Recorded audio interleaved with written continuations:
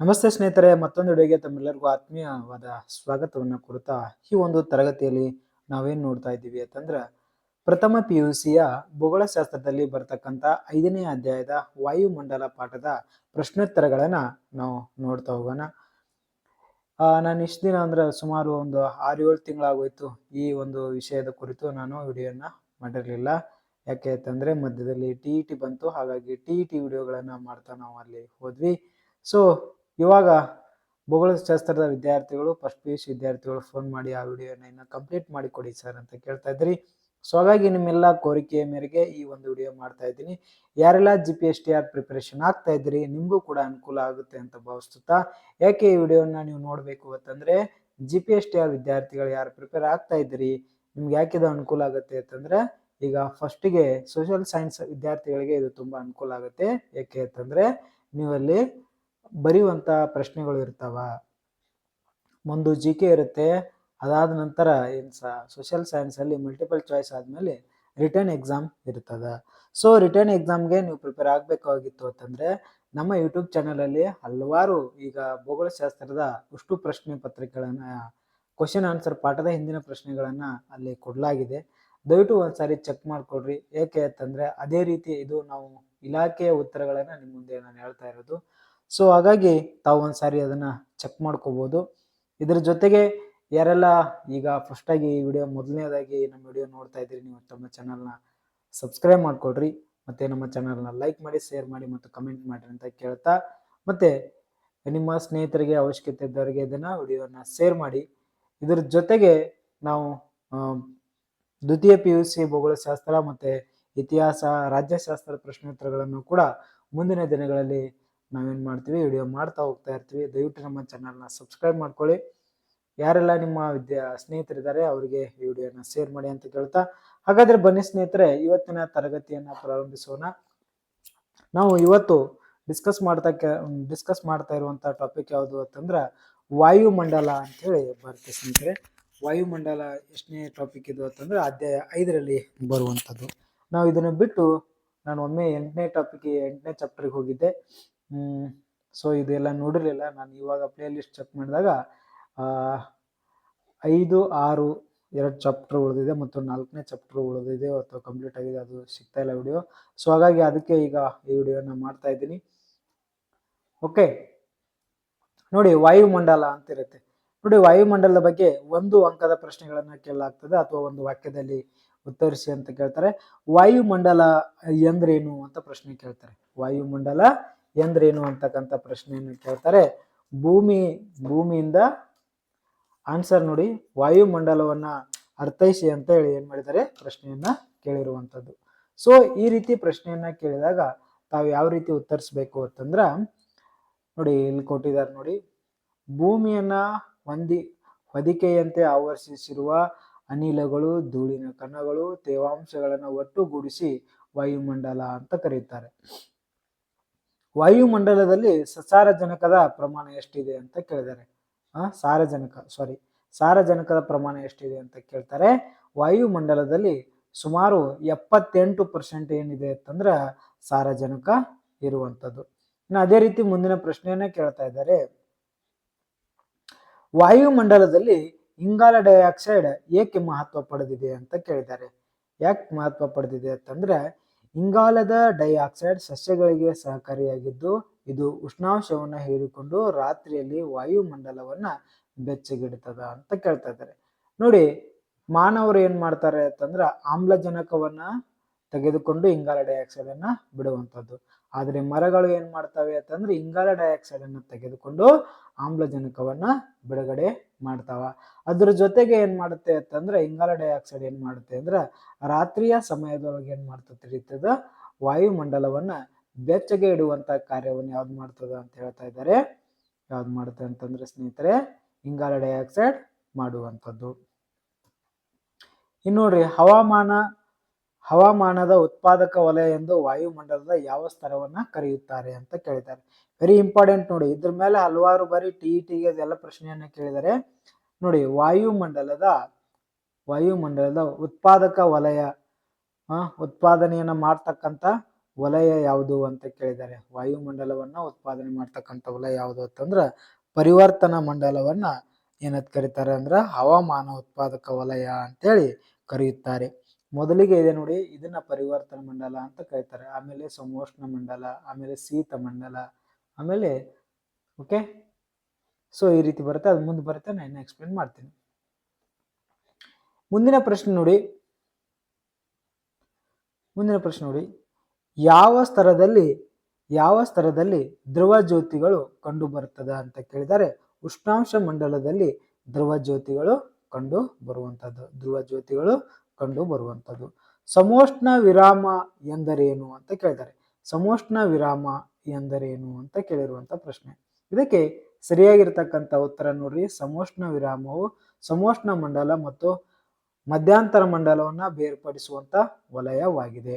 ಇನ್ನು ಮುಂದಿನ ಪ್ರಶ್ನೆ ಕೇಳಿದರೆ ವಾಯುಮಂಡಲದ ಅತ್ಯಂತ ಶೀತ ಸ್ತರ ಯಾವುದು ಅಂತ ಕೇಳಿದ್ದಾರೆ. ಮಧ್ಯಂತರ ಮಂಡಲವನ್ನ ವಾಯುಮಂಡಲದ ಅತ್ಯಂತ ಶೀತ ವಲಯ ಅಂತ ಕರೀತಾರೆ. ನೋಡ್ರಿ, ಯಾವ ವಲಯವನ್ನು ಅತ್ಯಂತ ಶೀತ ವಲಯ ಅಂತ ಕರೀತಾರೆ? ಮಧ್ಯಂತರ ಮಂಡಲವನ್ನ ವಾಯುಮಂಡಲದ ಅತ್ಯಂತ ಶೀತ ಮಂಡಲ ಅಂತ ಕರೀತಾರೆ. ಇನ್ನು ಸೂರ್ಯಜನ್ಯ ಶಾಖವನ್ನ ಅರ್ಥೈಸಿ ಅಂತ ಕೇಳಿದ್ದಾರೆ. ಸೂರ್ಯಜನ್ಯ ಶಾಖವನ್ನ ಅರ್ಥೈಸಿ ಅಂತ ಕೇಳಿದ್ದಾರೆ. ಭೂಮಿಯು ಸೂರ್ಯನಿಂದ ಪಡೆಯುವ ಅತ್ಯಲ್ಪ ಶಾಖವನ್ನ ಸೂರ್ಯಜನ್ಯ ಅಂತ ಕರೀತಾರೆ. ಭೂಮಿಯು ಸೂರ್ಯನಿಂದ ಪಡುವ ಅತ್ಯಲ್ಪ ಶಾಖವನ್ನ ಸೂರ್ಯಜನ್ಯ ಅಂತ ಕರೆಯುತ್ತಾರೆ. ನೋಡಿ ಸ್ನೇಹಿತರೆ, ನಿಮಗೆ ವಾಯ್ಸ್ ಇವತ್ತು ತುಂಬಾ ಕ್ಲಿಯರ್ ಆಗಿ ಕೇಳಿಸ್ಬೋದು. ಯಾಕೆಂತಂದ್ರೆ ನಾನು ವೈರ್ಲೆಸ್ ಮೈಕ್ ಅನ್ನ ಪರ್ಚೇಸ್ ಮಾಡಿದ್ದೀನಿ, ಅದನ್ನ ಹಾಕೊಂಡು ಕ್ಲಾಸ್ ಮಾಡ್ತಾ ಇದ್ದೀನಿ. ತುಂಬಾ ಕ್ಲಿಯರ್ ಆಗಿ ನಿಮಗೆ ಕೇಳಿಸ್ತದೆ. ಇನ್ನು ಪ್ರಚನ್ನ ಎಂದರೇನು ಅಂತ ಕೇಳಿದ್ದಾರೆ. ಪ್ರಚಲನ ಅಂದ್ರೆ ಏನು ಅಂತ ಕೇಳಿದ್ದಾರೆ. ದ್ರವ ಮತ್ತು ಅನಿಲಗಳಲ್ಲಿ ಉಷ್ಣಾಂಶವು ಕಣಗಳ ಮೂಲಕ ಸಾಗುವುದೇ ಪ್ರಚಲನ ಅನ್ನುವಂತಾರೆ. ಇನ್ನು ಭೂಮಿಯ ಮೇಲಿನ ವಾಯುಮಂಡಲದ ಸರಾಸರಿ ಒತ್ತಡ ಎಷ್ಟು ಅಂತ ಕೇಳಿದ್ದಾರೆ. ವಾಯುಮಂಡಲದ ಸರಾಸರಿ ಒತ್ತಡವು ಸಮುದ್ರ ಮಟ್ಟಕ್ಕಿಂತ 1013.25 ಮಿಲಿ ಬಾರ್ ಅಷ್ಟು ಆಗಿದೆ ಅಂತಕ್ಕಂಥದ್ದು. ಇನ್ನು ಗೋಳದ ಮೇಲೆ ಒಟ್ಟು ಒತ್ತಡದ ಪಟ್ಟಿಗಳು ಅಂತ ಕೇಳಿದರೆ ಗೋಳದ ಮೇಲೆ ಒಟ್ಟು 7 ಪಟ್ಟಿಗಳನ್ನ ನಾವು ಕಾಣ್ತೀವಿ. ಇನ್ನು ಮುಂದಿನ ಪ್ರಶ್ನೆ ಕೇಳಿದರೆ ಶಾಂತ ಕಟಿಬಂಧ ಪ್ರದೇಶವನ್ನ ಅರ್ಥೈಸಿ ಅಂತ ಕೇಳಿದ್ದಾರೆ. ಹೌದ್ರಿ, 0 ಇಂದ 5 ಉತ್ತರ ಮತ್ತು ದಕ್ಷಿಣ ಅಕ್ಷಾಂಶಗಳ ನಡುವಿನ ವಲಯವನ್ನ ಶಾಂತ ಗಟ್ಟಿಬಂಧ ಪ್ರದೇಶ ಅಂತ ಕರೀತಾರೆ. ನೋಡ್ರಿ, ಶಾಂತ ಗಟ್ಟಿಬಂಧ ಪ್ರದೇಶವನ್ನು ಯಾವ್ದು ಕರೀತಾರೆ ಅಂತಂದ್ರೆ 0 ದಿಂದ 5 ಉತ್ತರ ಮತ್ತು ದಕ್ಷಿಣ ಅಕ್ಷಾಂಶಗಳ ನಡುವಿನ ವಲಯವನ್ನ ಶಾಂತ ಗಟ್ಟಿಬಂಧ ಅಂತ ಕರೀತಾರೆ. ಈ ವಲಯವು ವರ್ಷದಿಂದ ಎಲ್ಲಾ ವಲಯದಲ್ಲಿ ಸೂರ್ಯನ ನೇರವಾದ ಕಿರಣಗಳು ಪಡೆಯುವುದರಿಂದ ಗಾಳಿಯು ಬಿಸಿಯಾಗಿ ಮೇಲೇರಿ ಕಡಿಮೆ ಒತ್ತಡವನ್ನು ಉಂಟು ಮಾಡುತ್ತವೆ. ಆದ್ದರಿಂದ ಇಲ್ಲಿ ಶಾಂತ ಮತ್ತು ಕಡಿಮೆ ಗಾಳಿಯನ್ನ ಬೀರುತ್ತದೆ. ಹಾಗಾದ್ರೆ ಬನ್ನಿ ಸ್ನೇಹಿತರೆ, ಇಲ್ಲಿ ತಾವು ಗಮನಿಸಬಹುದು. ತಾವು ಇಲ್ಲಿ ಗಮನಿಸಿದ್ರೆ ಗೊತ್ತಾಗುತ್ತೆ. ನಾನು ಇವು ಎಲ್ಲಿ ಬರ್ತವೆ ಅಂತ ಕೇಳ್ತಾ ಇದ್ದೀನಿ. 0 ದಿಂದ 5 ಉತ್ತರ ಮತ್ತು ದಕ್ಷಿಣ ಅಕ್ಷಾಂಶಗಳು ಎಲ್ಲಿ ಬರ್ತವೆ ಅಂತ ನೋಡಿ. ಇದು 0 ಅಕ್ಷಾಂಶ ಅನ್ಕೊಡ್ರಿ.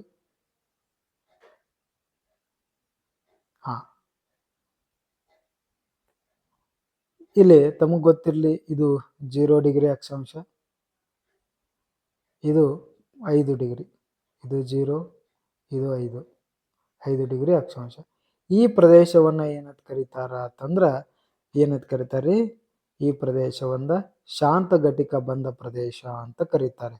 ನೋಡ್ರಿ, ಈ ವಲಯದಲ್ಲಿ ಏನಾಗುತ್ತೆ ಅಂದ್ರೆ ಸೂರ್ಯನ ಕಿರಣಗಳು ನೇರವಾಗಿ ಪಡೆಯುವುದರಿಂದ ಗಾಳಿ ಬಿಸಿಯಾಗಿ ಮೇಲೇರಿ ಕಡಿಮೆ ಒತ್ತಡವನ್ನು ಉಂಟು ಮಾಡುತ್ತದೆ. ಹಾಗಾಗಿ ಇಲ್ಲಿ ಕಡಿಮೆ ಒತ್ತಡ ಮತ್ತು ಇಲ್ಲಿ ಅಧಿಕ ಮಳೆಯನ್ನು ಕೂಡ ಆಗ್ತದ.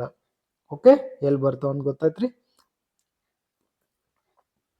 ಮುಂದಿನ ಪ್ರಶ್ನೆ ನೋಡ್ರಿ, ಅಶ್ವ ಅಕ್ಷಾಂಶ ಎಲ್ಲಿ ಕಂಡು ಬರ್ತದ ಅಂತ ಕೇಳಿದ್ದಾರೆ. ಅಶ್ವ ಅಕ್ಷಾಂಶ ಎಲ್ಲಿ ಕಂಡು ಬರ್ತದ ಅಂತ ಕರೀತಾರೆ. 25 ಡಿಗ್ರಿಯಿಂದ 35 ಡಿಗ್ರಿ ಉತ್ತರ ಮತ್ತು ದಕ್ಷಿಣ ಅಕ್ಷಾಂಶಗಳಲ್ಲಿ ಕಂಡು ಬರುವಂತದ್ದು ಅಶ್ವ ಅಕ್ಷಾಂಶ ಅಂತ ಕರೀತಾರೆ. ತಾವು ಇನ್ನೊಂದ್ಸರಿ ನೋಡ್ಕೊಳ್ರಿ, ಅಕ್ಷಾಂಶ ಎಲ್ಲಿ ಹೆಂಗ್ ಬರುತ್ತೆ ಅಂತಂದ್ರೆ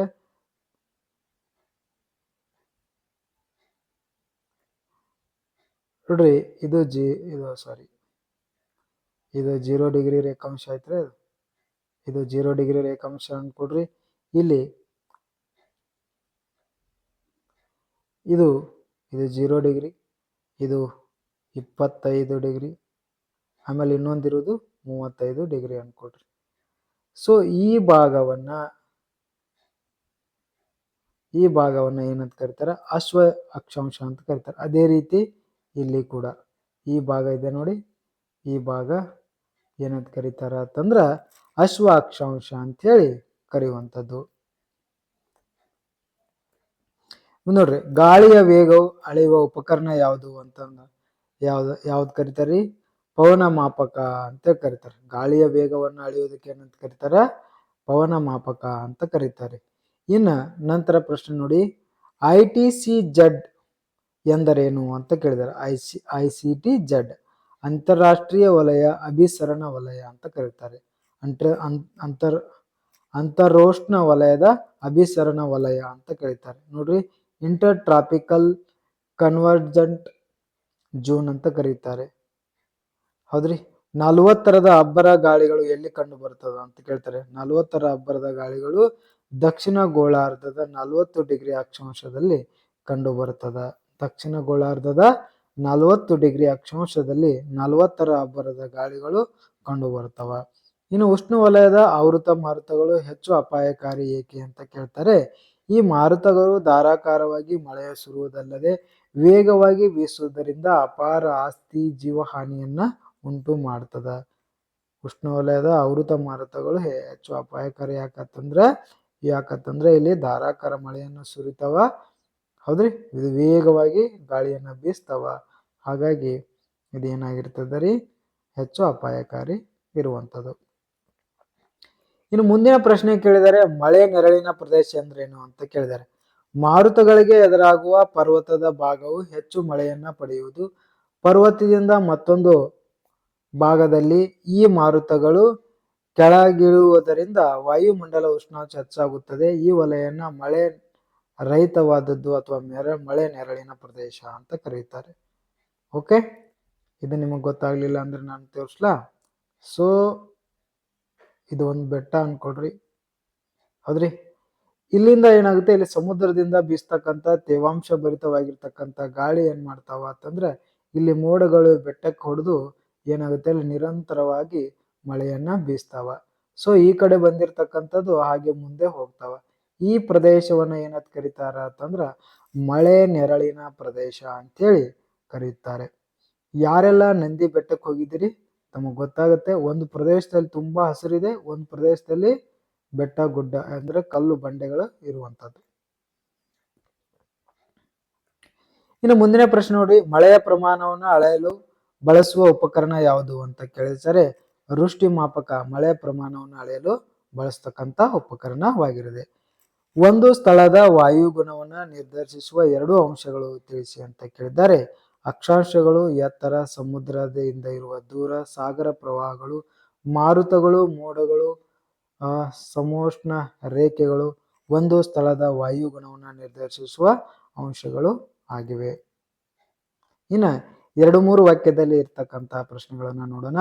ವಾಯುಮಂಡಲದ 2 ಪ್ರಮುಖ ಘಟಕಗಳು ಯಾವುವು ಅಂತ ಕೇಳಿದ್ದಾರೆ. ವಾಯುಮಂಡಲದ 2 ಪ್ರಮುಖವಾಗಿರ್ತಕ್ಕಂಥ ಘಟಕಗಳು ಯಾವುವು ಅಂತ ಕೇಳಿದ್ದಾರೆ. ಹಾಗಾದ್ರೆ ನೋಡೋಣ. ನೀರಾವಿ, ಅನಿಲ ಮತ್ತು ಧೂಳಿನ ಕಣಗಳು ವಾಯುಮಂಡಲದ 2 ಪ್ರಮುಖವಾಗಿರ್ತಕ್ಕಂಥ ಘಟಕಗಳು. ವಾಯುಮಂಡಲವು ಯಾವುದಾದ್ರೂ 4 ಅನಿಲಗಳನ್ನ ಹೆಸರಿಸಿ ಅಂತ ಕೇಳಿದರೆ ಸಾರಜನಕ, ಆಮ್ಲಜನಕ, ಆರ್ಗಾನ್, ಇಂಗಾಲ ಡೈಆಕ್ಸೈಡ್, ನಿಯಾನ್, ಹೀಲಿಯಂ, ಮಿಥೈನ್, ಜಲಜನಕ. ಇವು ಏನ್ರಿ ವಾಯುಮಂಡಲದಲ್ಲಿ ಇರ್ತಕ್ಕಂಥ ಅನಿಲಗಳು. ಇನ್ನು ಪರಿವರ್ತನ ಮಂಡಲ ಏಕೆ ಮಿಶ್ರಣ ಪ್ರದೇಶ ಎಂದು ಕರೆಯುತ್ತಾರೆ ಅಂತ ಕೇಳಿದರೆ ಹವಾಮಾನದ ಎಲ್ಲಾ ಬದಲಾವಣೆಗಳ ಪರಿವರ್ತನ ಮಂಡಲದಲ್ಲಿ ಆಗುವುದರಿಂದ ಪರಿವರ್ತನಾ ಮಂಡಲವನ್ನ ಏನಂತ ಕರೀತಾರೆ ಅಂದ್ರೆ ಮಿಶ್ರಣ ಪ್ರದೇಶ ಅಂತ ಕರೀತಾರೆ. ಮಳೆ ಆಗಿರ್ಬೋದು, ಗುಡುಗು, ಸಿಡ್ಲು, ಮಿಂಚು ಎಲ್ಲ ಯಾವ ವಲಯದಲ್ಲಿ ಕಂಡು ಬರ್ತಾವ ಅಂತಂದ್ರೆ ಪರಿವರ್ತನಾ ಮಂಡಲದಲ್ಲಿ ಕಂಡು ಬರ್ತಾವ. ಮುಂದಿನ ಪ್ರಶ್ನೆ ನೋಡಿ, ವಾಯುಮಂಡಲದಲ್ಲಿ ಅಯಾನು ಮಂಡಲದ ಪಾತ್ರವೇನು ಅಂತ ಕೇಳಿದ್ದಾರೆ. ಅಯಾನು ಮಂಡಲ ವಿವಿಧ ರೀತಿಯ ಧ್ವನಿ ತರಂಗಗಳನ್ನ ಪ್ರತಿಫಲಿಸುವುದರಿಂದ ರೇಡಿಯೋ ಮತ್ತು ಮೊಬೈಲ್ ಇತ್ಯಾದಿ ಸಂಪರ್ಕವನ್ನ ಕಲ್ಪಿಸಲು ಸಾಧ್ಯವಾಗ್ತದ. ಅಯಾನು ಮಂಡಲ ಏನ್ ಮಾಡ್ತತ್ರಿ, ಇದೇನ್ ಮಾಡ್ತದ ಅಂತಂದ್ರ ರೇಡಿಯೋ ತರಂಗಗಳನ್ನ ವಾಪಸ್ ಕಳಿಸುವಂತ ವಲಯ ಆಗಿದೆ.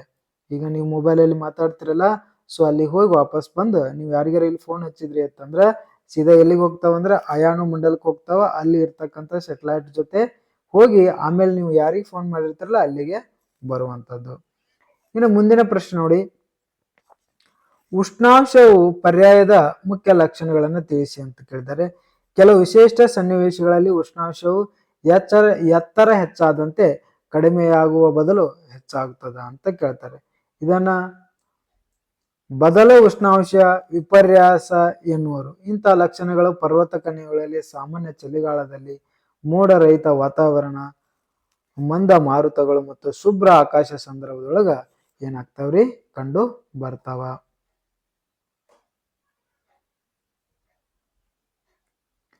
ಒತ್ತಡ ಪಟ್ಟಿಗಳು ಏಕೆ ಸ್ಥಳಾಂತರ ಹೊಂದಿವೆ ಅಂತ ಕೇಳಿದ್ದಾರೆ. ಒತ್ತಡ ಪಟ್ಟಿಗಳು ಏಕೆ ಸ್ಥಳಾಂತರ ಹೊಂದಿವೆ ಅಂತ ಕೇಳಿದ್ದಾರೆ. ಹೌದಾ, ನೋಡ್ರಿ, ಭೂಮಿಯ ವಾರ್ಷಿಕ ಚಲನೆ, ಸೂರ್ಯನ ಲಂಬ ಕಿರಣಗಳು ಋತುಮಾನಗಳೊಡನೆ ಉತ್ತರ ಮತ್ತು ದಕ್ಷಿಣ ಅಂದ್ರೆ 5 ಡಿಗ್ರಿ ಉತ್ತರ ಮತ್ತು ದಕ್ಷಿಣಕ್ಕೆ ಸ್ಥಳಾಂತರ ಹೊಂದಿವೆ. ಹಾಗಾಗಿ ಒತ್ತಡ ಪಟ್ಟಿಗಳು ಸಹ ಸೂರ್ಯನ ಲಂಬ ಕಿರಣಗಳೊಡನೆ ಒತ್ತಡ ಪಟ್ಟಿಗಳು ಸ್ಥಳಾಂತರ ಹೊಂದುತ್ತವೆ ಅಂತಕ್ಕಂಥದ್ದು ಏನಾಗುತ್ತೆ ಇಲ್ಲಿ ಸರಿಯಾಗಿ ಇರುವಂತದ್ದು. ಇನ್ನ ವಾಣಿಜ್ಯ ಮಾರುತಗಳ 2 ಹೆಸರನ್ನ ಹೇಳಿ ಅಂತ ಕೇಳಿದ್ದಾರೆ. ನೋಡಿ, ವಾಣಿಜ್ಯ ಮಾರುತಗಳಲ್ಲಿ 2 ಹೆಸರುಗಳು ಅಂದ್ರೆ ಈಶಾನ್ಯ ವಾಣಿಜ್ಯ ಮಾರುತಗಳು, ಇನ್ನೊಂದು ಆಗ್ನೇಯ ವಾಣಿಜ್ಯ ಮಾರುತಗಳು ಅಂತಕ್ಕಂಥದ್ದು ಏನಾಗುತ್ತೆ ಇಲ್ಲಿ ಸರಿಯಾಗಿ ಇರುವಂತದ್ದು.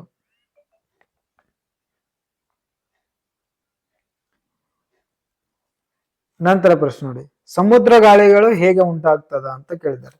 ಸಮುದ್ರ ಗಾಳಿಗಳು ಹೇಗೆ ಉಂಟಾಗ್ತಾವ ನೋಡ್ರಿ ಬಹಳ ಇಂಪಾರ್ಟೆಂಟ್ ಇದು. ಹಗಲಿನ ವೇಳೆಯಲ್ಲಿ ಭೂಪ್ರದೇಶಗಳು ಬಹು ಬೇಗನೆ ಉಷ್ಣಾಂಶವನ್ನ ಪಡೆದು ಕಡಿಮೆ ಒತ್ತಡ ಪ್ರದೇಶವಾಗುತ್ತದೆ. ಆದರೆ ಜಲಭಾಗವು ಇನ್ನು ತಂಪಾಗಿದ್ದು ಹೆಚ್ಚು ಒತ್ತಡವನ್ನ ಹೊಂದಿದ್ದು. ಇದರಿಂದಾಗಿ ಮಾರುತಗಳು ನಿಧಾನವಾಗಿ ಭೂಮಿ ಕಡೆಗೆ ಬೀಸುತ್ತವೆ. ಇವುಗಳು ಸಮುದ್ರ ಗಾಳಿಗಳು ಎನ್ನುವರು. ಈಗ ನೋಡಿ, ತಮಗೆ ಗೊತ್ತಿರಲಿ ಸ್ನೇಹಿತರೆ, ಇಲ್ಲೊಂದು ವಿಚಾರವನ್ನ ತಮ್ಮ ಮುಂದೆ ಪ್ರಸ್ತುತಪಡಿಸ್ತಿದ್ದೀನಿ ನೋಡಿ. ಇದು ಭೂಮಿ ಅನ್ಕೊಡ್ರಿ, ಇದು ಸಮುದ್ರ ಅನ್ಕೊಡ್ರಿ. ನೋಡಿ, ಭೂಮಿ ಬೇಗ ಕಾಯ್ತದ, ಬೇಗ ತಣ್ಣಗಾಗುತ್ತೆ. ನೀರು ನಿಧಾನವಾಗಿ ಕಾಯ್ತದ, ನೀರು ನಿಧಾನವಾಗಿ ಏನಾಗುತ್ತೆ ತಣ್ಣಗಾಗ್ತಾ ಹೋಗುತ್ತೆ. ನೋಡಿ, ಸೂರ್ಯನ ಕಿರಣಗಳು ಭೂಮಿ ಮೇಲೆ ಬಿತ್ತ ಏನಾಗುತ್ತೆ ಇಲ್ಲಿ ಒತ್ತಡ ಏನಾಗುತ್ತೆ ಇಲ್ಲಿ ಕಡಿಮೆ ಆಗ್ತದ. ಉಷ್ಣಾಂಶ ಇದ್ದಂತ ಸಂದರ್ಭದೊಳಗ ಒತ್ತಡ ಏನಾಗುತ್ತೆ ಹಗಲಿನಲ್ಲಿ ಕಡಿಮೆ ಆಗ್ತಾ ಹೋಗ್ತದೆ. ಹಾಗಾಗಿ ನೋಡಿ, ಹೆಚ್ಚು ಒತ್ತಡದಿಂದ ಕಡಿಮೆ ಒತ್ತಡಕ್ಕೆ ಏನಾಗತ್ರಿ ಮಾರುತಗಳು ಚಲಿಸ್ತಾವ. ಸೊ ಇಲ್ಲಿ ಮಾರುತಗಳು ಇರ್ತಾವ, ಏನಾಗ್ತದೆ ಬೆಳಕಾದಂಗ ಏನ್ ಮಾಡ್ತಾವ, ಇಲ್ಲಿ ಒತ್ತಡ ಹೆಚ್ಚಿರ್ತತಿ, ಈ ಕಡೆ ಕಡಿಮೆ ಆಗ್ತಾವ, ಇದು ಭೂಮಿ ಕಡೆ ಬರ್ತಾವ. ಭೂಮಿಯಿಂದ ನೋಡ್ರಿ, ಭೂಮಿಯಿಂದ ರಾತ್ರಿ ಇದು ಬೆಚ್ಚಗೆ ಹಾಕೋತ ಹೋಗುತ್ತೆ, ಆಮೇಲೆ ಈ ಕಡೆ ಬರ್ತಾವ. ಸೊ ಈ ರೀತಿ ಏನಾಗುತ್ತೆ ರೌಂಡ್ ಹಾಕುವಂಥದ್ದು. ಇನ್ನ ಆವೃತ ಮಾರುತಗಳ ಲಕ್ಷಣಗಳನ್ನ ಕೇಳಿದ್ದಾರೆ. ಮಾರುತಗಳ ಕೇಂದ್ರದಲ್ಲಿ ಕಡಿಮೆ ಒತ್ತಡ ಇದ್ದು ಅದರ ಕಡೆಗೆ ಸುತ್ತಲಿನ ಅಧಿಕ ಒತ್ತಡ ವಲಯದಿಂದ ಮಾರುತಗಳು ವೃತ್ತಾಕಾರವಾಗಿ ಬೀಸುವುದನ್ನೇ ಆವೃತ ಮಾರುತ ಎನ್ನುವರು. ನಾನು ಅವಾಗ್ಲೇ ಹೇಳಿದ್ನಲ್ಲ, ಅದು ಆವೃತ ಮಾರುತ. ರೌಂಡ್ ಹಾಕ್ತಿಲ್ರಿ, ಏನಾಯ್ತ್ರಿ ಸಮುದ್ರದಿಂದ ಭೂಮಿ ಕಡೆ ಹೋಗತಿ, ಭೂಮಿಯಿಂದ ಸಮುದ್ರ ಕಡೆ ಬರುವಂಥದ್ದು ಆವೃತ ಮಾರುತಗಳು. ಉತ್ತರ ಗೋಳಾರ್ಧದಲ್ಲಿ ಗಡಿಯಾರ ಮುಳ್ಳಿನ ವಿರುದ್ಧ ದಿಕ್ಕಿಗೆ ಮತ್ತು ದಕ್ಷಿಣ ಗೋಳಾರ್ಧದಲ್ಲಿ ಗಡಿಯಾರ ಮುಳ್ಳಿನ ದಿಕ್ಕಿಗೆ ಚಲಿಸುವಂಥದ್ದು. ಹೌದ್ರಿ, ಉತ್ತರ ಗೋಳಾರ್ಧ ಮತ್ತು ದಕ್ಷಿಣ ಗೋಳಾರ್ಧ.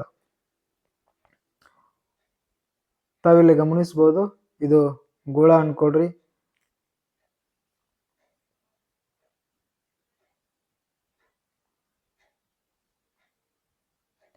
ನೋಡಿ, ಉತ್ತರ ಇದು ಮೇಲ್ಗಡೆದು ಉತ್ತರ, ಇದು ಕೆಳಗಡೆದು ದಕ್ಷಿಣ.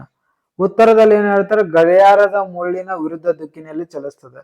ಹಾಗಾದ್ರೆ ನೋಡಿ ಸ್ನೇಹಿತರೆ, ಅದು ಯಾವ ರೀತಿ ಚಲಿಸ್ತವೆ ಅಂತಕ್ಕಂಥದ್ದು ಬಹಳ ಇಂಪಾರ್ಟೆಂಟ್ ಆಗಿರುವಂತದ್ದು. ಸೊ ಈ ರೀತಿ ಚಲಿಸ್ತಾವ. ದಕ್ಷಿಣದೊಳಗ ಈ ರೀತಿ ಚಲಿಸ್ತಾವ ನೋಡ್ರಿ. ಇದು ಗಡಿಯಾರದ ವಿರುದ್ಧ ದಿಕ್ಕು, ಇದು ಗಡಿಯಾರದ ದಿಕ್ಕು. ಸೊ ಉತ್ತರ ದಕ್ಷಿಣ ಬಹಳ ಇಂಪಾರ್ಟೆಂಟ್, ಕನ್ಫ್ಯೂಸ್ ಮಾಡ್ಕೋಬೇಡ್ರಿ.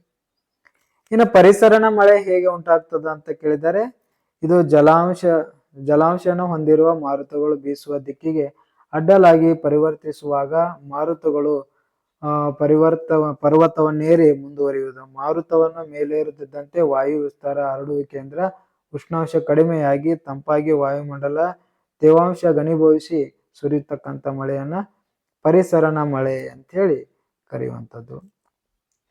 ಹಾಗಾದ್ರೆ ಸ್ನೇಹಿತರೆ ಬನ್ನಿ ಇಲ್ಲಿ ಕೇಳಿರತಕ್ಕ ಪ್ರಶ್ನೆ ನೋಡೋಣ.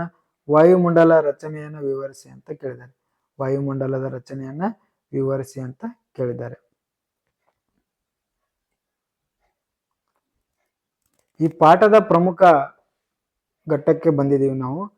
ತಾವಿಲ್ಲಿ ಗಮನಿಸ್ಬೋದು ಏನ್ ಹೇಳ್ತಾ ಇದ್ದಾರೆ ಅಂತಂದ್ರ ವಾಯುಮಂಡಲದ ರಚನೆಯನ್ನ ವಿವರಿಸಿ ಅಂತ ಕೇಳಿದ್ದಾರೆ.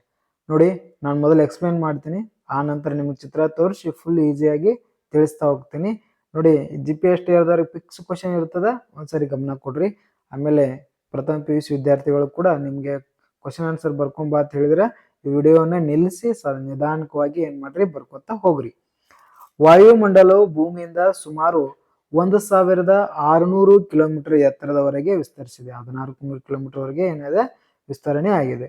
99% ಏನಿದೆ ವಾಯು ಸಾಂದ್ರತೆಯು ಭೂಮಿಯಿಂದ ಸುಮಾರು 32 ಕಿಲೋಮೀಟರ್ ಎತ್ತರಗಳಾಗಿದೆ. ವಾಯುಮಂಡಲವು ಅನೇಕ ಸ್ತರಗಳನ್ನು ಹೊಂದಿದೆ, ಅವುಗಳು ಕೆಳಗಿನಂತೆ ಇವೆ. ಹೌದು ನೋಡ್ರಿ, ವಾಯುಮಂಡಲದ ಎಷ್ಟು ಪದರಗಳಿದಾವೆ ಅಂತಂದ್ರೆ 5 ಪದರಗಳಿರುವಂಥದ್ದು. ಮೊದಲನೇದು ಪರಿವರ್ತನ ಮಂಡಲ, ಎರಡನೇದು ಸಮೋಷ್ಣ ಮಂಡಲ, ಮಧ್ಯಾಂತರ ಮಂಡಲ, ಉಷ್ಣ ಮಂಡಲ, ಬಾಹ್ಯ ಮಂಡಲ. ನಾನು ಅವಾಗ್ಲೇ ಹೇಳಿದೆ ಬಾಹ್ಯ ಮಂಡಲ ನೋಡ್ರಿ, ಇಲ್ಲಿ ರೇಡಿಯೋ ತರಂಗಗಳ ಏನ್ ಮಾಡ್ತದ ವಾಪಸ್ ಕಳಿಸುವಂಥದ್ದು. ಪರಿವರ್ತನ ಮಂಡಲದಲ್ಲಿ ಅತಿ ಮಳೆ ಮೋಡ ಆಗುವುದು ಇದ ಮಂಡಲದಲ್ಲಿ. ಓಝೋನ್ ಪದರ ಇರ್ತಕ್ಕಂಥ ಮಂಡಲ ಯಾವುದು ಅಂದ್ರ ಸಮೋಷ್ಣ ಮಂಡಲ. ಓಕೆನಾ? ಈಗ ಒಂದೊಂದಾಗಿ ನೋಡ್ತಾ ಹೋಗೋಣ.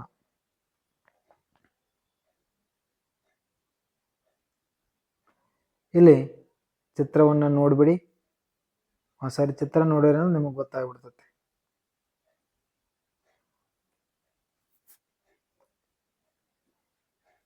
ಇಲ್ಲಿ ಕೊಟ್ಟಿದ್ದಾರೆ ನೋಡಿ.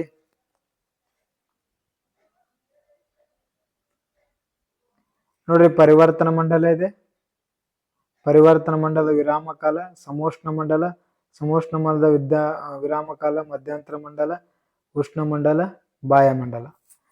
ಸೊ ಇಲ್ಲಿ ತಾವು ಗಮನಿಸಬಹುದು 1ರಿಂದ 20ರವರೆಗೆ ಅಲ್ಲ 10ರವರೆಗೆ ಏನಾಗುತ್ತಂದ್ರ ಪರಿವರ್ತನ ಮಂಡಲ ಇರುತ್ತೆ. 20ರಿಂದ 60ರವರೆಗೆ ಸಮೋಷ್ಣ ಮಂಡಲ ಇರುತ್ತೆ. ಅದೇ ರೀತಿ 60ರಿಂದ 100ರವರೆಗೆ ಮಧ್ಯಂತರ ಮಂಡಲ ಇರುತ್ತೆ.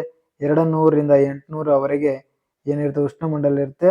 1000ಗಿಂತ ಮೇಲೆ ಬಾಹ್ಯ ಮಂಡಲ ಇರುವಂಥದ್ದು. ಸೊ ಇಲ್ಲಿ ನೋಡಿ, ಪರಿವರ್ತನ ಮಂಡಲದೊಳಗ ಏನೇನಾಗುತ್ತೆ ಅಂತ ಕೊಟ್ಟಿದ್ದಾರೆ. ಇಲ್ಲಿ ಮೋಡಗಳು ಕೂಡ ಇಲ್ಲೇ ಇದೆ ನೋಡಿ. ಆಮೇಲೆ ಇವು ಪ್ಯಾರಾಚೂಟ್ ಮೇಲೆ ಹಾರಾಡ್ತಾರಲ್ಲ ಅವರು, ಈ ಮಂಡಲದೊಳಗ ವಿಮಾನಗಳು ಇಲ್ಲಿ ಹಾರಾಡ್ತಾವ್ರಿ. ಅದೇ ರೀತಿ ಜೆಟ್ ವಿಮಾನ, ಯುದ್ಧ ವಿಮಾನಗಳು ಇದಾವಲ್ಲ, ಅವು ಎಲ್ಲಿ ಹಾರಾಡ್ತಾವ ಅಂತಂದ್ರ ಸಮೋಷ್ಣ ಮಂಡಲದಲ್ಲಿ ಹಾರಾಡ್ತಾವ. ನೀವು ಎಲ್ಲ ಹೋಗ್ತಿರಲ್ಲ, ಕಾಮನ್ ವಿಮಾನದೊಳಗೆ ಹೋಗ್ತಿರಲ್ಲ, ಅವು ಎಲ್ಲಿ ಹಾರಾಡ್ತಾವ ಅಂತಂದ್ರ ಪರಿವರ್ತನ ಮಂಡಲದಲ್ಲೇ ಒಳಗೆ ಹಾರಾಟ ಮಾಡುವಂಥದ್ದು ವಾಣಿಜ್ಯ ವಿಮಾನಗಳು. ಸೊ ಓಕೆನಾ? ನೋಡ್ರಿ, ಓಝೋನ್ ಪದರ ಎಲ್ಲಿ ಕಂಡು ಬರ್ತದ ಅಂದ್ರ ಸಮೋಷ್ಣ ಮಂಡಲದಲ್ಲಿ ಕಂಡು ಬರ್ತದ. ಬಾಹ್ಯ ಮಂಡಲದೊಳಗೆ ನೋಡ್ರಿ, ಬಾಹ್ಯ ಮಂಡಲ ಇದೆ ನೋಡಿ ಸ್ನೇಹಿತರೆ. ಇಲ್ಲಿ ಬಾಹ್ಯ ಮಂಡಲ ಅಂತ ಇದೆ ನೋಡಿ. ನೋಡ್ರಿ, ಇಲ್ಲಿ ಬಾಹ್ಯ ಮಂಡಲದೊಳಗ ಏನ್ರಿ ಬಾಹ್ಯಾಕಾಶ ನೌಕೆಗಳು, ಕೃತಕ ಉಪಗ್ರಹಗಳು ಏನಾಗುತ್ತವೆ ಅಲ್ಲಿ ನಾವು ಕಾಣ್ತೀವಿ. ಸೊ ಇದು ಪರಿವರ್ತನಾ ಮಂಡಲ ತಮಗೆ ಗೊತ್ತಿರಬೇಕಾಗಿರುವಂತ. ಈ ಚಿತ್ರ ನೋಡಿದ್ಮೇಲೆ ನಿಮಗೆ ಗೊತ್ತಾಗುತ್ತೆ. ಇನ್ನ ಇಲ್ಲಿ ಪರಿವರ್ತನಾ ಮಂಡಲದ ಬಗ್ಗೆ ನಾವೇನ್ ಮಾಡೋಣ, ಎಕ್ಸ್ಪ್ಲೇನ್ ನೋಡ್ತಾ ಹೋಗೋಣ ಅಂತ. ಸೊ ಇಲ್ಲಿ ತಾವು ಗಮನಿಸಬಹುದು, ಪರಿವರ್ತನಾ ಮಂಡಲವನ್ನ ಏನಂತ ಕರೀತಾರ ಅಂದ್ರ ಟ್ರೋಪೋಸ್ ಎಂಬ ಪದವು ಗ್ರೀಕ್ ಭಾಷೆಯಿಂದ ಬಂದಿದ್ದು, ಇದರ ಅರ್ಥ ಮಿಶ್ರಣ ಅಥವಾ ಟರ್ಬುಲೆನ್ಸ್ ಆಗಿದೆ. ಇದು ವಾಯುಮಂಡಲದ ಅತ್ಯಂತ ಕೆಳಗಿನ ಪದರ ಆಗಿದೆ. ವಾಯುಮಂಡಲದ ಎಲ್ಲಾ ಬದಲಾವಣೆಗಳು ಈ ವಲಯದಲ್ಲಿ ಕಂಡುಬರುತ್ತವೆ. ಆದ್ದರಿಂದ ಇದನ್ನ ಪರಿವರ್ತನಾ ಮಂಡಲ ಅಂತ ಕರೀತಾರೆ. ವಾಯುಮಂಡಲದ ಎಲ್ಲಾ ಬದಲಾವಣೆಗಳು ಇಲ್ಲಿ ಕಂಡು ಬರುವ ಕಾರಣಕ್ಕಾಗಿ ಇದನ್ನ ಏನಂತ ಕರೀತಾರ, ಪರಿವರ್ತನಾ ಮಂಡಲವನ್ನ ಕರೀತಾರೆ. ಅದಲ್ಲದೆ ಹವಾಮಾನದ ಉತ್ಪಾದಕ ವಲಯವೆಂದು ಕೂಡ ಕರೆಯುತ್ತಾರೆ. ಈ ವಲಯದ ಎತ್ತರದ ಧ್ರುವ ಪ್ರದೇಶಗಳಲ್ಲಿ 8 ಕಿಲೋಮೀಟರ್ ಇದ್ದು, ಸಮಭಾಜಕ ವೃತ್ತದಲ್ಲಿ 18 ಕಿಲೋಮೀಟರ್ ಎತ್ತರದವರೆಗೆ ಇರುತ್ತದೆ. ಹೌದ್ರಿ, ಇದು ಸರಾಸರಿ 12 ಕಿಲೋಮೀಟರ್. ಈ ವಲಯದಲ್ಲಿ ಎತ್ತರ ಹೆಚ್ಚಾದಂತೆ ಉಷ್ಣಾಂಶ ಏನಾಗುತ್ತೆ, ಕಡಿಮೆ ಆಗುತ್ತೆ. ಪ್ರಶ್ನೆ ಕೇಳ್ತಾರ, ಪರಿವರ್ತನಾ ಮಂಡಲದಲ್ಲಿ ಮೇಲಕ್ಕೆ ಹೋದಂತೆ ಒತ್ತಡ ಹೆಚ್ಚಾಗುತ್ತೋ ಕಡಿಮೆ ಆಗುತ್ತೋ, ಉಷ್ಣಾಂಶ ಹೆಚ್ಚಾಗುತ್ತೋ ಕಡಿಮೆ ಆಗುತ್ತೋ ಅಂತ ಕೇಳ್ತಾರೆ. ಉಷ್ಣಾಂಶ ಕಡಿಮೆ ಆಗ್ತದ. ಉಷ್ಣಾಂಶವು 165 ಮೀಟರ್ ಎತ್ತರದಿಂದ 10 ಡಿಗ್ರಿ 1000 ಮೀಟರ್ದಲ್ಲಿ 6.4 ಸೆಂಟಿಮೀಟರ್ ಕಡಿಮೆ ಆಗ್ತದ. ಪರಿವರ್ತನೆಯ ವಿರಾಮವು ಪರಿವರ್ತನಾ ಮಂಡಲ ಮತ್ತು ಸಮೋಷ್ಣ ಮಂಡಲ ನಡುವೆ ಗಡಿಯನ್ನ ಹೊಂದಿದೆ ಅಂತ ಹೇಳ್ತಾ ಇದ್ದಾರೆ. ಇನ್ನ ನಂತರ ಬರುವಂತದ್ದು ಸಮೋಷ್ಣ ಮಂಡಲ ಅಂತ ಬರುತ್ತೆ. Very important. ನೋಡ್ರಿ, ಇದು ವಾಯುಮಂಡಲದ 2ನೇ ಸ್ತರವಾಗಿದೆ. ಈ ವಲಯದಲ್ಲಿ ಭೂಮಿಯ ಮೇಲ್ಮೈಯಿಂದ 50 ಕಿಲೋಮೀಟರ್ ಎತ್ತರವಿದ್ದು ಇದನ್ನ ಪ್ರಶ್ನೆಯನ್ನ ಟಿಇಟಿಯಲ್ಲಿ ಕೇಳಿದಾರೆ ನೋಡ್ರಿ. ಹೌದ್ರಿ, ಸಮೋಷ್ಣ ಮಂಡಲ ಅಥವಾ ಸಮಶೀತೋಷ್ಣ ಮಂಡಲ ಎಲ್ಲಿ ಕಂಡು ಬರ್ತದೆ ಅಂದ್ರ 50 ಕಿಲೋಮೀಟರ್. ಇದು ನೀರಾವಿ ಧೂಳಿನ ಕಣಗಳು ಮುಕ್ತವಾಗಿದೆ. ಇಲ್ಲಿ ಯಾವುದೇ ಮೋಡಗಳಿರುವುದಿಲ್ಲ. ಓಝೋನ್ ವಲಯ 5 ರಿಂದ 20 ಕಿಲೋಮೀಟರ್ ಮಧ್ಯೆ ಇದೆ. ಓಝೋನ್ ಪದರ ಎಲ್ಲಿ ಕಂಡು ಬರ್ತದ್ರಿ? ಸಮೋಷ್ಣ ಮಂಡಲದಲ್ಲಿ ಕಂಡು ಬರ್ತದ. ಇಲ್ಲಿ ವಾಯು ವಿರಳವಾಗಿದ್ದು ಉಷ್ಣತೆ ಸ್ಥಿರವಾಗಿದೆ. ಸಮೋಷ್ಣ ಮಂಡಲ ಮತ್ತು ಮಧ್ಯಂತರ ಮಂಡಲ ನಡುವಿನ ಗಡಿಯಾಗಿದೆ. ಇನ್ನು ನಂತರ ಬರುವಂತದ್ದು ಮಧ್ಯಂತರ ಮಂಡಲ ಅಂತ ಇದೆ.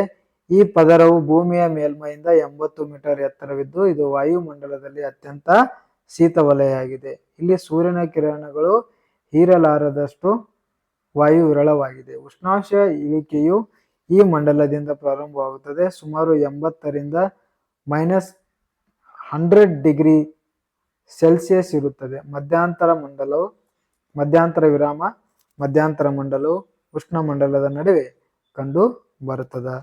ಮಧ್ಯಂತರ ಮಂಡಲದಲ್ಲಿ ಸೂರ್ಯನ ಕಿರಣಗಳು ಎಲ್ಲಿ ತಣ್ಣಗಾಗ್ತಾವ ಅಂತಂದ್ರ ಈ ಒಂದು ಮಧ್ಯಂತರ ವಲಯದಲ್ಲಿ ಏನಾಗ್ತಾವ್ರಿ, ಅವು ತಣ್ಣಗಾಗ್ತಾವ. ನಂತರ ಮುಂದಿನ ಪ್ರಶ್ನೆ ನೋಡಿ, ಉಷ್ಣತಾ ಮಂಡಲ ಅಂತ ಬರುತ್ತೆ. ಇದು ಸುಮಾರು 80 ರಿಂದ 600 ಕಿಲೋಮೀಟರ್ ಎತ್ತರ ಒಳಗೊಂಡ ಭೂಮಿ ವ್ಯಾಪಿಸಿದೆ. ಇಲ್ಲಿ ಉಷ್ಣಾಂಶವು ಅಧಿಕವಾಗಿರುತ್ತದೆ. ಅನಿಲ ಕಣಗಳು ಎಕ್ಸ್ರೇ ಕಿರಣಗಳು ಹೀರಿಕೊಳ್ಳುವುದರಿಂದ ಸೂಕ್ಷ್ಮ ತರಂಗಗಳು ಪ್ರಭಾವದಿಂದಾಗಿ ಉಷ್ಣಾಂಶ ಹೆಚ್ಚಾಗುತ್ತದೆ. ಇಲ್ಲಿ ಅಯಾನು ಒಂದು ಧನ ಮತ್ತು ಋಣ ಕಣಗಳ ಪ್ರಭಾವಗೊಳ್ಳುತ್ತದೆ. ಅನಿಲ ಕಣಗಳು ವಿದ್ಯುತ್ ವಾಹಕ ಗುಣಗಳು ಪಡೆದುಕೊಳ್ಳುತ್ತದೆ. ಇವುಗಳು ಅಯಾನುಗಳೆನ್ನುವರು. ಈ ಪದರವು ಉಲ್ಕೆಗಳಿಂದ ರಕ್ಷಿಸಲ್ಪಡುತ್ತದೆ. ಈ ಪದರದಲ್ಲಿ ಧ್ರುವ ಜ್ಯೋತಿ ಕಂಡು ಬರುತ್ತದೆ. ಇನ್ನು ಬಾಹ್ಯ ಮಂಡಲ ಅಂತ ಬರುತ್ತೆ ಸ್ನೇಹಿತರೆ. ಉಷ್ಣತಾ ಮಂಡಲದ ಆಚೆ ಇರುವ ವಲಯವನ್ನ ಬಾಹ್ಯ ಮಂಡಲ ಅಂತ ಕರೀತಾರೆ. ಇದು 1000 ಕಿಲೋಮೀಟರ್ ವರೆಗೆ ವಿಸ್ತರಿಸಿದೆ. ಭೂಮಿಯ ಗುರುತ್ವಾಕರ್ಷಣ ಬಲವು ಈ ವಲಯದಲ್ಲಿ ಕಡಿಮೆಯಾಗಿರುತ್ತದೆ. ಈ ವಲಯ ಮೇಲ್ಭಾಗದಲ್ಲಿ ಕಾಂತತ್ವ ವಲಯ ಕಂಡು ಬರುವುದು ಅಂತ ಹೇಳ್ತಾ ಇದ್ದಾರೆ. ಇನ್ನು ಮುಂದಿನ ಪ್ರಶ್ನೆ ನೋಡೋಣ. ಇನ್ನು 32ನೇ ಪ್ರಶ್ನೆ ನೋಡೋಣ.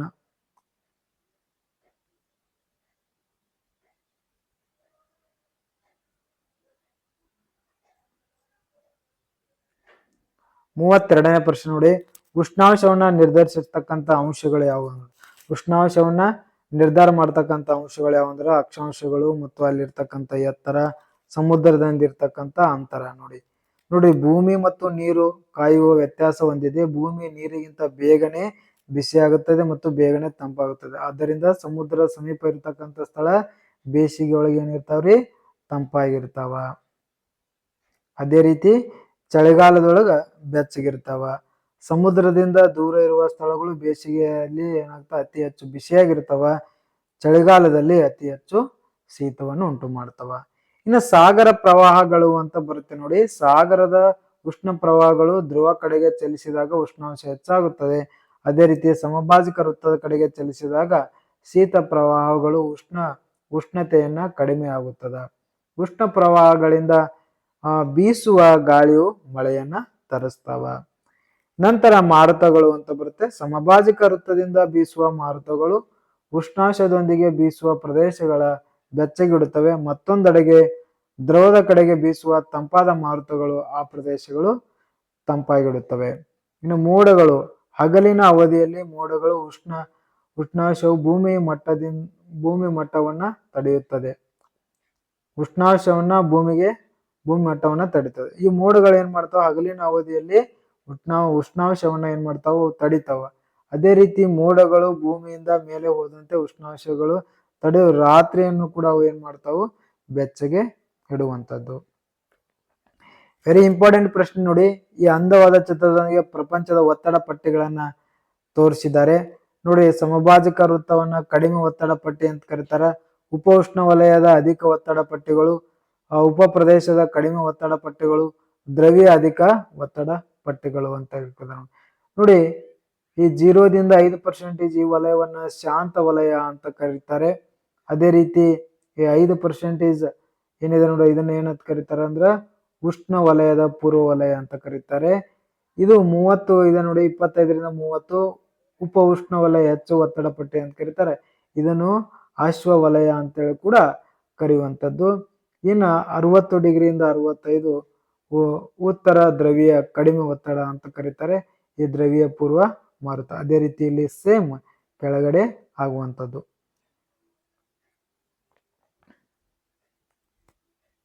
ತಾವಿಲ್ಲಿ ಯಾರು ಬರಿತಾ ಇದ್ರಿ ನಿಧಾನಕ್ಕೆ ನೀವು ಸ್ಟಾಪ್ ಮಾಡಿ ಬರ್ಕೋಬಹುದು.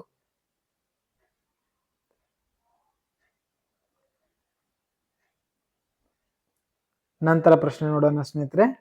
ಇಲ್ಲಿ ನಿರಂತರ ಮಾರುತಗಳು ಅಂದವಾದ ಚಿತ್ರದೊಂದಿಗೆ ವಿವರಿಸಿ ಅಂತ ಕೇಳಿದರೆ, ಮಾರುತಗಳ ಒಳಗ 3 ಪ್ರಕಾರಗಳನ್ನ ನಾವು ಕಾಣ್ತೀವಿ ಸ್ನೇಹಿತರೆ. ಅವು ಯಾವುವು ಅಂತಂದ್ರೆ ವಾಣಿಜ್ಯ ಮಾರುತಗಳು, ಪ್ರತಿ ವಾಣಿಜ್ಯ ಮಾರುತಗಳು, ದ್ರವೀಯ ಮಾರುತಗಳು ಅಂತ ಬರುತ್ತೆ. ತಾವಿಲ್ಲಿ ಗಮನಿಸಬಹುದು. ಹೌದಾ, ಬಹಳ ಇಂಪಾರ್ಟೆಂಟ್ ಆಗಿರ್ತಕ್ಕಂಥ ಚಿತ್ರ ನೋಡಿ ಇದು. ಇಲ್ಲಿ ರೌಂಡ್ ಹಾಕಿದಾರೆ ನೋಡ್ರಿ, ಅವು ಮಾರುತಗಳು ಯಾವ ರೀತಿ ಬದಲಾವಣೆ ಆಗ್ತಾವ ಅಂತಕ್ಕಂಥದ್ದು. ಓಕೆನಾ, ಓದೇ ಹೇಳ್ಬಿಡ್ತೀನಿ ನೋಡ್ರಿ. ವಾಣಿಜ್ಯ ಮಾರುತವನ್ನು ಉಷ್ಣ ವಲಯದ ಪೂರ್ವ ಮಾರುತಗಳಂತ ಕರೆಯುತ್ತಾರೆ. ಈ ಉಷ್ಣ ವಲಯದ ಅಧಿಕ ಒತ್ತಡ ಪಟ್ಟಿಯಿಂದ ಉಗಮಗೊಂಡು ಸಮಭಾಜಕ ವೃತ್ತದ ಕಡೆಗೆ ಒತ್ತಡ ಪಟ್ಟಿಗೆ ಕಡಿಮೆ ಬೀಸುತ್ತವೆ. ವಾಣಿಜ್ಯ ಮಾರುತಗಳು 2 ವಿಧಗಳನ್ನಾಗಿ ವಿಂಗಡಿಸಲಾಗಿದೆ. ಓಕೆ, 2 ಭಾಗಗಳನ್ನಾಗಿ ಏನ್ ಮಾಡಿದರೆ ವಿಂಗಡಿಸಿದ್ದಾರೆ. ಹೌದ್ರಿ, ಯಾವ್ಯಾವ್ರಿ? ಈಶಾನ್ಯ ವಾಣಿಜ್ಯ ಮಾರುತ ಮತ್ತು ಆಗ್ನೇಯ ವಾಣಿಜ್ಯ ಮಾರುತಗಳು ನೋಡ್ರಿ. ಈಶಾನ್ಯ ವಾಣಿಜ್ಯ ಮಾರುತ ನೋಡ್ರಿ ಉತ್ತರ ಗೋಳಾರ್ಧದಲ್ಲಿ ಕಂಡು ಬರುತ್ತದೆ. ಇವು ಈಶಾನ್ಯದ ನೈಋತ್ಯದ ಕಡೆಗೆ ಬೀಸ್ತಕ್ಕಂಥದ್ದು. ಆಗ್ನೇಯ ವಾಣಿಜ್ಯ ಮಾರುತಗಳು ದಕ್ಷಿಣ ಗೋಳಾರ್ಧದಲ್ಲಿ ಕಂಡು ಬರುತ್ತವೆ. ಇವು ಆಗ್ನೇಯ ವಾಯುವ್ಯದ ಕಡೆಗೆ ಬೀಸ್ತವೆ. ಈ 2 ಮಾರುತಗಳು ಸಮಭಾಜಕ ವೃತ್ತ ಪ್ರದೇಶಗಳು ಸಂಧಿಸುತ್ತವೆ. ಇವುಗಳು ಕಡಿಮೆ ಒತ್ತಡ ಮತ್ತು ನಿಶ್ಚಿತ ಮಾರುತಗಳು, ಶಾಂತ ಪರಿಸ್ಥಿತಿ ವಾಣಿಜ್ಯ ಮಾರುತಗಳು, ಸಂಗಮ ಮುಖಾಂತರ ಮುಂತಾದ ವಿವಿಧ ಗುಣಗಳ ಲಕ್ಷಣಗಳನ್ನ ಹೊಂದಿದೆ. ಈಗ ನೋಡಿ, ಇದು ನಾನು ಹೇಳ್ತಾ ಇರೋದು. ಓಕೆ, ಇಲ್ಲಿ ನೋಡ್ರಿ ಪ್ರತಿ ವಾಣಿಜ್ಯ ಮಾರುತಗಳು ಅಂತ ಕೇಳಿದ್ದಾರೆ. ಇವು ಏನಾಗಿತ್ತು ಅಂದ್ರೆ ಉಪ ಉಷ್ಣ ವಲಯ ಅಧಿಕ ಒತ್ತಡ ಪಟ್ಟಿ ಉಗಮಗೊಂಡು ಇದೇನಾಗ್ತದೆ ಕಡಿಮೆ ಒತ್ತಡ ಪಟ್ಟಿಗೆ ಬೀಸ್ತವೆ. ಉತ್ತರ ಗೋಳಾರ್ಧದಲ್ಲಿ ನೈಋತ್ಯದಿಂದ ಈಶಾನ್ಯದ ಕಡೆಗೆ ಹಾಗೂ ದಕ್ಷಿಣ ಗೋಳಾರ್ಧದಲ್ಲಿ ವಾಯುವ್ಯದಿಂದ ಆಗ್ನೇಯ ಕಡೆಗೆ ಬೀಸುತ್ತವೆ. ಆದ್ದರಿಂದ ಪಶ್ಚಿಮ ಮಾರುತಗಳೆಂತಲೂ ಕೂಡ ಈ ಮಾರುತಗಳನ್ನ ಕರೆಯುತ್ತಾರೆ. ಮಾರುತಗಳ ದಿಕ್ಕು ವಿರುದ್ಧ ಬೀಸುವುದರಿಂದ ಇವುಗಳಿಗೆ ಪ್ರತಿ ವಾಣಿಜ್ಯ ಮಾರುತಗಳು ಅಂತೇಳಿ ಕರೆಯುತ್ತಾರೆ. ಪ್ರತಿ ವಾಣಿಜ್ಯ ಮಾರುತಗಳು ಉತ್ತರ ಗೋಳಾರ್ಧಕ್ಕಿಂತ ದಕ್ಷಿಣ ಗೋಳಾರ್ಧದಲ್ಲಿ ಹೆಚ್ಚು ವೇಗವಾಗುತ್ತವೆ. ಯಾವುದೇ ಅಡಚಣೆ ಇಲ್ಲದೆ ಬೀಸುತ್ತವೆ. ಉತ್ತರ ಗೋಳಾರ್ಧದಲ್ಲಿ ಪ್ರಮುಖ ಪಶ್ಚಿಮ ಮಾರುತಗಳಿರುತ್ತವೆ. ಇನ್ನ ಅಲ್ಲಿ ಬರ್ತಕ್ಕಂಥದ್ದು ನೋಡ್ರಿ, ಪಶ್ಚಿಮ ಮಾರುತಗಳಲ್ಲಿ ಅಥವಾ ಪ್ರತಿ ವಾಣಿಜ್ಯ ಮಾರುತಗಳಲ್ಲಿ 40 ಅಬ್ಬರ ಗಾಳಿಗಳು ದಕ್ಷಿಣ ಅಕ್ಷಾಂಶಗಳಲ್ಲಿ ಕಂಡು ಬರ್ತವೆ. ಇನ್ನ 50 ಉಗ್ರ ಗಾಳಿಗಳು ದಕ್ಷಿಣ ಅಕ್ಷಾಂಶಗಳಲ್ಲಿ ಕಂಡು ಬರ್ತದೆ 50 ಡಿಗ್ರಿಯಲ್ಲಿ. 60 ಅರಚುವ ಗಾಳಿಗಳು 60 ಡಿಗ್ರಿ ದಕ್ಷಿಣ ಅಕ್ಷಾಂಶಗಳಲ್ಲಿ ಕಂಡು ಬರ್ತವೆ. ಇನ್ನು ದ್ರವೀಯ ಮಾರುತಗಳು ಅಂತ ಬರ್ತವೆ. ಇವು ಶೀತ ಮಾರುತಗಳಾಗಿವೆ. ಇವು ಮಾರುತಗಳು ದ್ರವೀಯ ಮತ್ತು ಅಧಿಕ ಒತ್ತಡ ಪ್ರದೇಶದಿಂದ ದ್ರವೀಯ ಕಡಿಮೆ ಒತ್ತಡ ಪ್ರದೇಶ ಕಡೆಗೆ ಬೀಸುತ್ತವೆ. ಚಳಿಗಾಲದಲ್ಲಿ ಹೆಚ್ಚು ಪ್ರಬಲವಾಗಿ ಮಾರುತವಾಗಿರುತ್ತವೆ. ಇದು ಬೇಸಿಗೆಯಲ್ಲಿ ಕ್ಷೀಣಗೊಳ್ಳುತ್ತವೆ. ಇವು ಉತ್ತರ ಗೋಳಾರ್ಧದಲ್ಲಿ ಈಶಾನ್ಯದಿಂದ ನೈಋತ್ಯ ಕಡೆಗೆ, ದಕ್ಷಿಣ ಗೋಳಾರ್ಧದಲ್ಲಿ ಆಗ್ನೇಯದಿಂದ ವಾಯುವ್ಯ ಕಡೆಗೆ ಬೀಸುತ್ತವೆ. ಇವುಗಳಿಗೆ ದ್ರವೀಯ ಪೂರ್ವದ ಮಾರುತಗಳು ಅಂತೇಳಿ ಕರೆಯುತ್ತಾರೆ. ಇನ್ನು ಮಳೆ ಹೇಗ್ ಬರುತ್ತೆ ನೋಡಿ ಸ್ನೇಹಿತರೆ, ಬಹಳ ಇಂಪಾರ್ಟೆಂಟ್ ಆಗಿರ್ತಕ್ಕಂಥ ಟಾಪಿಕ್. ಮಳೆ ಹೇಗ್ ಬರುತ್ತೆ, ಮಳೆ ಹೇಗ್ ಬರುತ್ತೆ, ಮಳೆ ಹೇಗ್ ಬರುತ್ತೆ, ಇದೆಲ್ಲರಿಗೂ ಬಹಳ ಇದು ಇರುತ್ತಲ್ಲ, ಬಹಳ ಕುತೂಹಲ ಇರ್ತಕ್ಕಂಥದ್ದು. ನೋಡ್ರಿ, ಮಳೆ ಎಂದರೇನು, ಮಳೆಯ ವಿಧಗಳು ಮತ್ತು ಅಂದವಾದ ಚಿತ್ರ ಸಹಿತ ವಿವರಿಸಿ ಅಂತ ಕೇಳಿದ್ದಾರೆ. ವಾಯುಮಂಡಲದ ಅನಿಲ ರೂಪದ ಜಲಾಶಯ ಘನೀಭವಿಸಿ ದ್ರವ ರೂಪಕ್ಕೆ ಮಾರ್ಪಾಡಾಗಿ ನೀರಿನ ಹನಿಗಳಾಗಿ ಬೀಳುವುದೇ ಮಳೆಯಾಗಿದೆ. ಇನ್ನೊಂದ್ಸರಿ ಹೇಳ್ತೀನಿ ನೋಡಿ. ವಾಯುಮಂಡಲದ ಅನಿಲ ರೂಪದ ಜಲಾಂಶವು ಘನೀಭವಿಸಿ ದ್ರವ ರೂಪಕ್ಕೆ ಮಾರ್ಪಾಡಾಗಿ ನೀರಿನ ಹನಿಗಳಾಗಿ ಬೀಳುವುದೇ ಮಳೆಯಾಗುತ್ತದೆ. ಮಳೆಯು ಮಳೆಯು ಉಂಟಾಗುವ ಪ್ರಕ್ರಿಯೆಗಳು ಮತ್ತು ಸ್ವರೂಪ ಮತ್ತು ಗುಣಲಕ್ಷಣಗಳ ಆಧಾರದ ಮೇಲೆ 3 ವಿಧಗಳನ್ನಾಗಿ ವಿಂಗಡಿಸಲಾಗುತ್ತದೆ. ಅವುಗಳೆಂದರೆ ಪರಿಸರನ ಮಳೆ, ಆಮೇಲೆ ಪರ್ವತ ಮಳೆ ಅಥವಾ ಭೂ ಸ್ವರೂಪ ಮಳೆ ಅಥವಾ ಆರೋಹಣ ಮಳೆ ಅಂತ ಕರೀತಾರೆ. ಹಾಗಾದ್ರೆ ಪರಿಸರನ ಮಳೆ ಅಂದ್ರೆ ಏನ್ ನೋಡಿ. ವಾಯುವಿನ ಮೇಲ್ಮುಖವಾಗಿ ಪರಿಚಲನ ಪ್ರವಾಹಗಳು ರೂಪುಗೊಂಡು ಮೇಲಿರುವುದರಿಂದ ಉಂಟಾಗುವ ಮಳೆಯನ್ನ ಪರಿಸರನ ಮಳೆ ಅಂತ ಕರೀತಾರೆ. ಹೆಚ್ಚು ಉಷ್ಣಾಂಶ ಹೊಂದಿರುವ ಸನ್ನಿವೇಶಗಳಲ್ಲಿ ವಾಯು ಬಿಸಿಯಾಗಿ ಮೇಲ್ಮುಖವಾಗಿ ಚಲಿಸುತ್ತದೆ. ನಂತರ ಸಾಕಷ್ಟು ಎತ್ತರ ತಲುಪಿ ತಂಪಾಗಿ ಅದರಲ್ಲಿರುವ ಜಲಾಂಶವು ಹನಿಹನಿಯಾಗಿ ವಿಸರ್ಜನೆಗೊಳ್ಳುವ ಮೂಲಕ ಬೀಳುವಂತದಕ್ಕೆ ಪರಿಸರನ ಮಳೆ ಅಂತ ಕರೀತಾರೆ. ಪರಿಸರನ ಮಳೆ ಹೆಚ್ಚಾಗಿ ಎಲ್ಲಿ ಕಂಡು ಬರ್ತದೆ? ಬೇಸಿಗೆಯ ಸಮಯದಲ್ಲಿ ಕಂಡು ಬರುತ್ತದೆ. ಇಲ್ಲಿ ತಾವು ಚಿತ್ರವನ್ನ ಗಮನಿಸಬಹುದು. ಇದು ಏನಿದೆ ಅಂತಂದ್ರೆ ಇದು ಪರಿಸರನ ಮಳೆ ಚಿತ್ರ. ನೋಡಿ ಏನಾಗುತ್ತೆ ಅಂದ್ರ ಇಲ್ಲಿ ನೋಡ್ರಿ, ಇಲ್ಲಿ ಏನ್ ಮಾಡ್ತಾ ಇದೆ, ಮೇಲ್ಗಡೆ ಹೋಗ್ತಾ ಇದೆ, ವಾಯು ಆಗುತ್ತೆ. ಇಲ್ಲಿ ತಂಪಾದ ಗಾಳಿ ಮೋಡ ನಿರ್ಮಾಣ ಆಗುತ್ತೆ. ಹೌದ್ರಿ, ಈ ರೀತಿ ಮ್ಯಾಲೆ ಹೋಗುತ್ತೆ. ಎಲ್ಲ ಮ್ಯಾಲೆ ಹೋಗಿ ಆಮೇಲೆ ಮೋಡವಾಗಿ ಇಲ್ಲಿ ತಂಪು ಗಾಳಿಗೆ ಏನಾಗುತ್ತೆ, ವಾಪಸ್ಸು ಮಳೆ ಬೀಳುವಂಥದ್ದು ಸರ್ಕ್ಯುಲೇಷನ್. ಓಕೆ, ಇನ್ನ ಆರೋಹ ಮಳೆ, ಪರ್ವತ ಮಳೆ ಅಥವಾ ಭೂ ಸ್ವರೂಪ ಮಳೆ ಅಂತ ಕರೀತಾರೆ. ಜಲಾಶಯವನ್ನ ಹೊಂದಿರುವ ಮಾರುತಗಳು ಬೀಸುವ ದಿಕ್ಕಿನ ಅಡ್ಡಲಾಗಿ ಪರಿವರ್ತವಿರುವಾಗ ಮಾರುತಗಳು ಪರ್ವತವನ್ನೇರಿ ಮುಂದುವರಿಯುತ್ತವೆ. ಮಾರುತಗಳು ಮೇಲೇರಿದಂತೆ ವಾಯು ಮತ್ತು ವಿಸ್ತಾರವಾಗಿ ಹರಡಿಕೊಳ್ಳುವುದರಿಂದ ಉಷ್ಣಾಂಶವು ಕಡಿಮೆಯಾಗಿ ತಂಪಾಗಿ ವಾಯುವಿನಲ್ಲಿರುವ ತೇವಾಂಶವು ಘನೀಭವಿಸಿ ಸುರಿಯುವುದು. ಇದನ್ನ ಪರಿವರ್ತನ ಮಳೆ ಅಂತೇಳಿ ಕರೆಯುತ್ತಾರೆ. ಪರ್ವತನ ಮಳೆ ಅಂತೇಳಿ ಕರೆಯುತ್ತಾರೆ. ಪರ್ವತನ ಮಳೆ ಹೇಗಾಗತ್ತೆ ನೋಡ್ರಿ, ಇದು ಬಿಸಿಯಾದ ಸಾಗರ, ಇಲ್ಲಿ ಏನಾಗುತ್ತೆ, ನೀರು ಆವಿ ಆಗ್ತದ. ಆವಿಯಾಗಿ ಏನ್ ಮಾಡ್ತದ್ರಿ, ಇದು ಈ ರೀತಿಯಾಗಿ ಒತ್ತಡ ಏನಾಗುತ್ತೆ, ಹೆಚ್ಚು ಒತ್ತಡದಿಂದ ಕಡಿಮೆ ಒತ್ತಡಕ್ಕೆ ಹೋಗುತ್ತೆ. ಇಲ್ಲಿ ಬೆಟ್ಟ ಗುಡ್ಡ ಇರುವುದರಿಂದ ಮೋಡಗಳು ಬಂದು ಇದಕ್ಕೆ ಏನಾಗ್ತಾವ್ರಿ, ಡಿಕ್ಕಿ ಹೊಡಿತಾವ. ಡಿಕ್ಕಿ ಹೊಡೆದು ಇಲ್ಲಿ ಹೆಚ್ಚು ಮಳೆಯನ್ನ ಸುರಿಸ್ತಾವ. ಈ ಪ್ರದೇಶದಲ್ಲಿ ಒಣ ಗಾಳಿ ಹೋಗ್ತದ. ಹಾಗಾಗಿ ಈ ಪ್ರದೇಶವನ್ನ ಮಳೆ ನೆರಳಿನ ಪ್ರದೇಶ ಅಂತೇಳಿ ಕರೆಯುವಂಥದ್ದು. ಇನ್ನು ಕೊನೆಯದಾಗಿ ಬರ್ತಕ್ಕಂಥದ್ದು ಆವೃತ ಮಳೆ ಅಂತ ಬರುತ್ತೆ. ಇದು ಆವೃತ ಮಳೆಯು ಸಮೋಷ್ಣ ವಲಯದ ವ್ಯಾಪಕವಾಗಿ ಕಂಡು ಬರುವುದು. ಆವೃತ ಮಾರುತಗಳು ಅಥವಾ ವಾಯುಭಾರ ಕುಸಿತದಿಂದ ಉಂಟಾಗುವ ಮಳೆಯನ್ನ ಆವೃತ ಮಾರುತ ಮಳೆ ಅಂತ ಕರೀತಾರೆ. ನೋಡಿ, ತಾವು ಗಮನಿಸಬಹುದು, ಆವೃತ ಮಾರುತ ಅಂದ್ರೆ ಈ ರೀತಿ ಮೋಡಗಳಿರ್ತಾವು. ಇವು ಇಲ್ಲಿ ಒಣ ಬಿಸಿ ಗಾಳಿ ಇರ್ತದೆ. ಈ ಗಾಳಿ ಹಂಗ ಬೀಸ್ತಾ ಬೀಸ್ತಾ ಹೋಗಿ ಇಲ್ಲಿ ಹೋದಾಗ ತಂಪಾಗುತ್ತೆ. ಈ ತಂಪಾದ ಗಾಳಿ ಬೀಸುವುದರಿಂದ ಏನಾಗುತ್ತೆ, ಮೋಡ ಕರಿಗೆ ಏನಾಗುತ್ತೆ, ಅದು ಮಳೆಯಾಗಿ ಪರಿವರ್ತನೆ ಆಗ್ತದ. ಹಾಗಾಗಿ ಈ ಮಳೆಯನ್ನ ಏನಂತ ಕರೀತಾರೆ ಅಂದ್ರೆ ಆವೃತ ಮಳೆ ಅಂತೇಳಿ ಕರೆಯುತ್ತಾರೆ. ಹಾಗಾದ್ರೆ ಸ್ನೇಹಿತರೆ, ಮಳೆಯಲ್ಲಿ ಎಷ್ಟು ಪ್ರಕಾರಗಳಿದಾವ್ರಿ? ಮಳೆಯಲ್ಲಿ 3 ಪ್ರಕಾರಗಳು ಬರ್ತವೆ. ಪರಿಸರನ ಮಳೆ, ಆರೋಹ ಮಳೆ ಅಥವಾ ಪರ್ವತ ಮಳೆ ಅಥವಾ ಭೂ ಸ್ವರೂಪ ಮಳೆ ಅಂತೇಳಿ ಕೂಡ ಕರೆಯುತ್ತಾರೆ. ಅದಾದ ನಂತರ ಬರುವಂಥದ್ದು ಆವೃತ ಮಳೆ. ಓಕೆನಾ? ಈ ಚಿತ್ರದ ಮೂಲಕ ತಾವು ಗಮನಿಸಬಹುದು. ಪರಿಸರನ ಮಳೆ ನೋಡಿ ಈ ರೀತಿ ಇದೆ, ಅದೇ ರೀತಿ ಆರೋಹ ಮಳೆ ಹೇಗಿದೆ ರೀ, ಈ ರೀತಿ ಇದೆ. ನಂತರ ಆವೃತ ಮಾರುತ ಮಳೆ ಏನಿದೆ ರೀ, ಈ ರೀತಿ ಇದೆ. ಎಕ್ಸಾಮ್ಗೆ ಹೋಗ್ಬೇಕಾದ್ರೆ ಈ 3 ಚಿತ್ರಗಳನ್ನ ನೋಡ್ತಾ ಹೋದ್ರಿ ಅಂತಂದ್ರೆ ಮಳೆ ಬಗ್ಗೆ ಬೇಕಾದಷ್ಟು ಪ್ರಶ್ನೆ ಬಂದರೂ ಕೂಡ ತಾವು ಹಾಕ್ಬೋದು. ಐ ಹೋಪ್ ಈ ವಿಡಿಯೋ ನಿಮ್ಗೆ ಅರ್ಥ ಆಯ್ತು ಅಂತ ಭಾವಿಸುತ್ತಾ, ಯಾರಿಗೆಲ್ಲ ಅವಶ್ಯಕತೆ ಈ ವಿಡಿಯೋನ ಶೇರ್ ಮಾಡಿ, ನಮ್ಮ ಚಾನಲ್ನ ಸಬ್ಸ್ಕ್ರೈಬ್ ಮಾಡಿ. ಮತ್ತೊಂದು ವಿಡಿಯೋ ಜೊತೆಗೆ ತಮ್ಮೊಂದಿಗೆ ಸಿಗ್ತೀನಿ ಅಂತ ಹೇಳ್ತಾ ಈ ವಿಡಿಯೋನ ಇಲ್ಲಿಗೆ ಮುಗಿಸ್ತಾ ಇದ್ದೀನಿ. ನಮಸ್ಕಾರ.